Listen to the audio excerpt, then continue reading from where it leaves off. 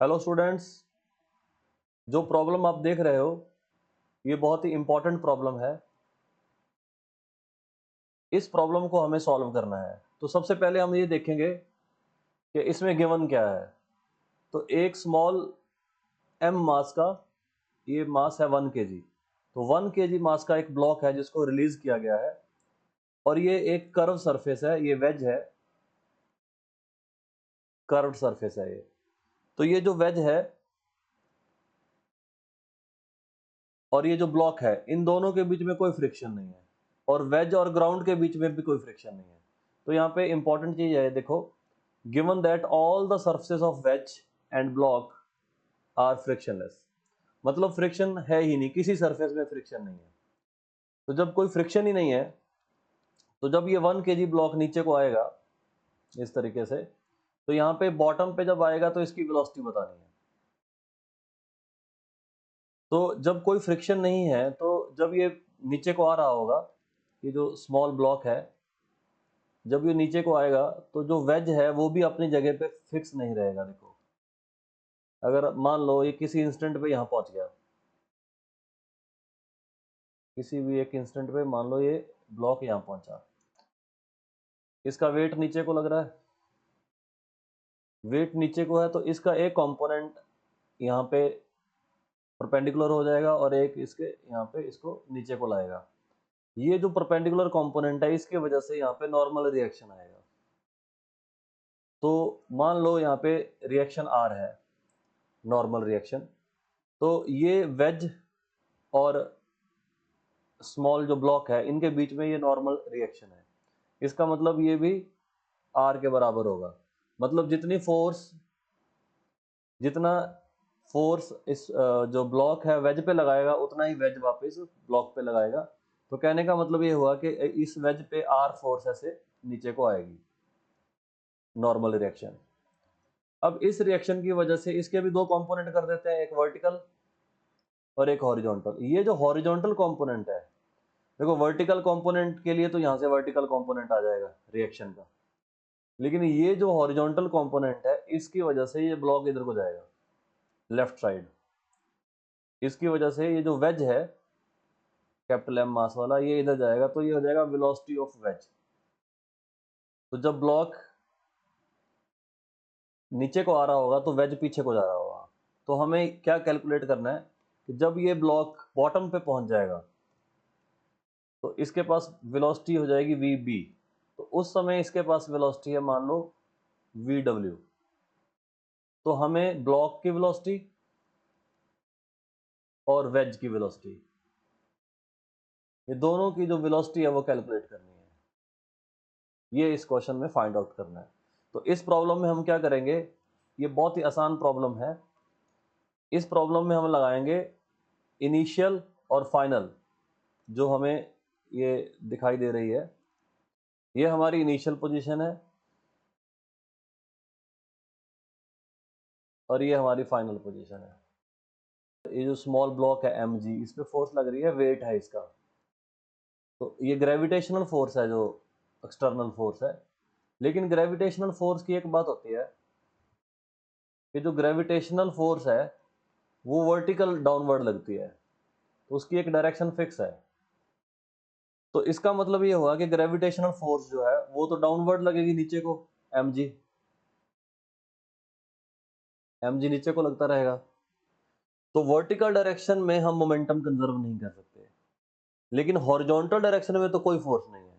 तो यहाँ पे इंटरेस्टिंग बात यही है कि अगर हम बात करें एक्सटर्नल फोर्स की, तो हॉरिजॉन्टल डायरेक्शन में कोई भी एक्सटर्नल फोर्स नहीं है।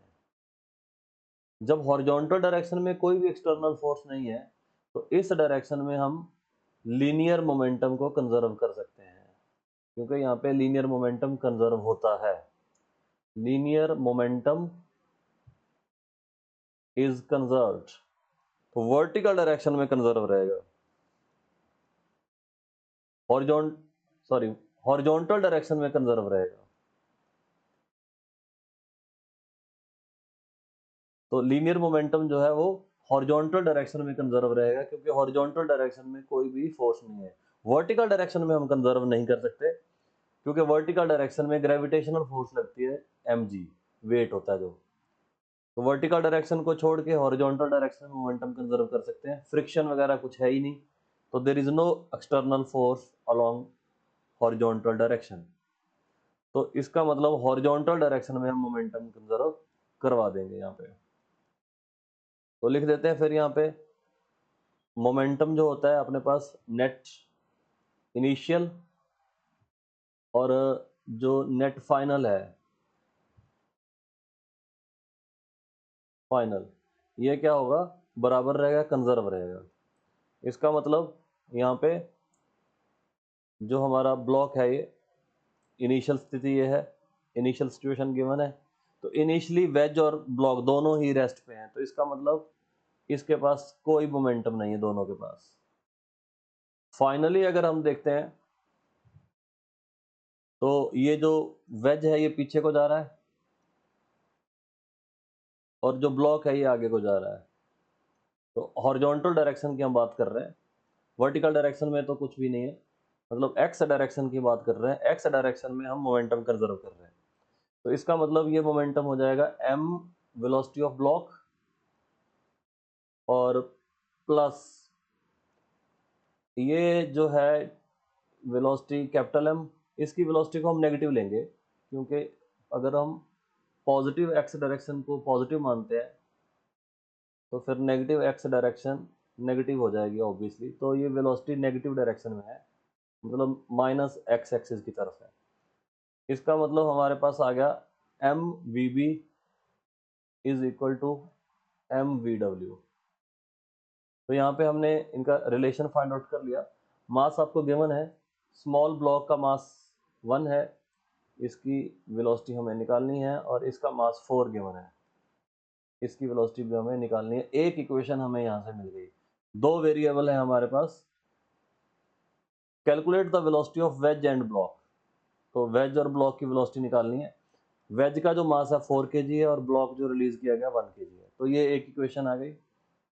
अगर आप इसको ध्यान से देखो तो यहाँ पे हमारे पास वेज की जो वेलोसिटी है वो है 1/4 ऑफ वेलोसिटी ऑफ ब्लॉक।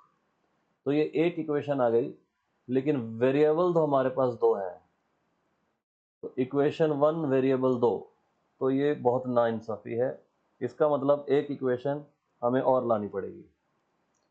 तो दूसरी इक्वेशन हम कहाँ से बनाएंगे? दूसरी इक्वेशन बनाएंगे इन्हीं दो जो हम देख रहे हैं, इन्हीं दो पोजीशन के लिए, फाइनल और इनिशियल के लिए हम क्या करेंगे, एनर्जी कंजर्वेशन लगा देंगे, मैकेनिकल एनर्जी कंजर्वेशन। क्योंकि यहाँ पे कोई भी नॉन कंजर्वेटिव फोर्स नहीं है, मतलब फ्रिक्शन नहीं है।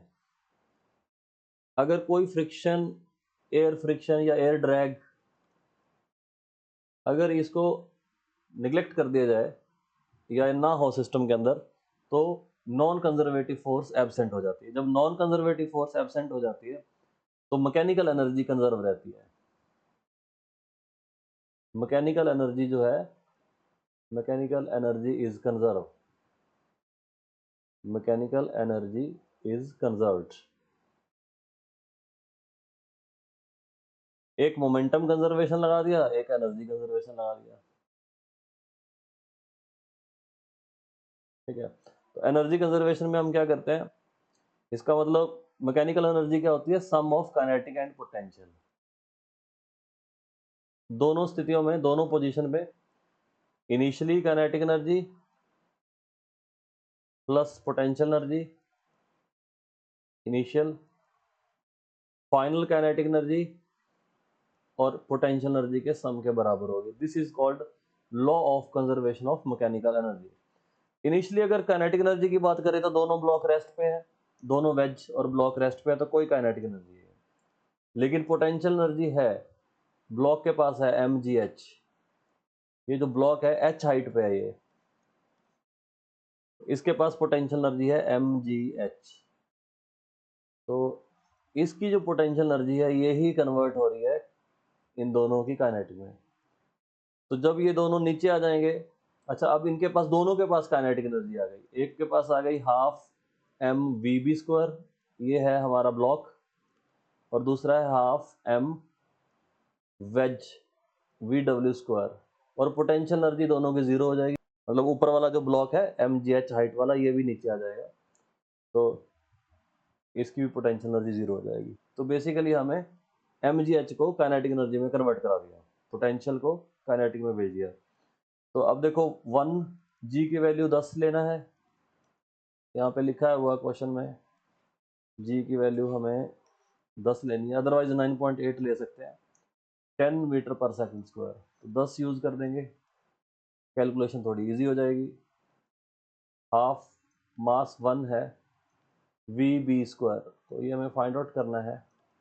हाफ मास इसका 4 है, लेकिन हमें यहाँ पे इसकी वेलोसिटी जो है वो पता है, हमने फाइंड आउट करा था, ये देखो 1/4 वी बी, तो 1/4 वी बी, और ऊपर क्या कर देंगे, इसके ऊपर हम कर देंगे स्क्वायर।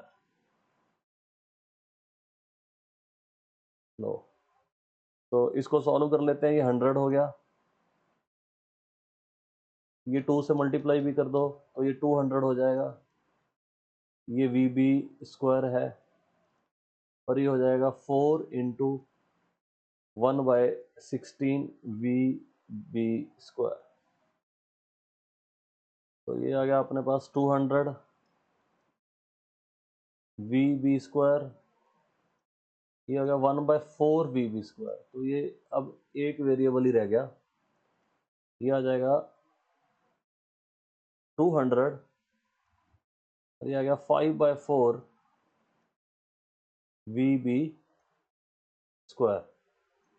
तो इसको सॉल्व कर देते हैं, तो वी बी स्क्वायर की वैल्यू आ गई 200 इंटू 4/5, तो ये कैंसल आउट हो जाएंगे, ये कट गया ऊपर, 4 पे 40, इसको कैंसल आउट कर दो, तो ये आ जाएगा 160, तो ये आ गया रूट 160, इसमें 16 का रूट अलग कर दो, 4 रूट 10। तो इस प्रकार हमने क्या करा, वीबी की वैल्यू निकाल ली, वीबी की वैल्यू आ गई 4 रूट 10, 4 रूट 10 मीटर पर सेकेंड। तो वेलोसिटी ऑफ वेज क्या हो जाएगा, वेज हो जाएगा 1/4 वी बी, तो 1/4 वैल्यू लिखेंगे तो 4 से 4 कट जाएगा, रूट 10 मीटर पर सेकेंड, रूट 10 मीटर पर सेकेंड।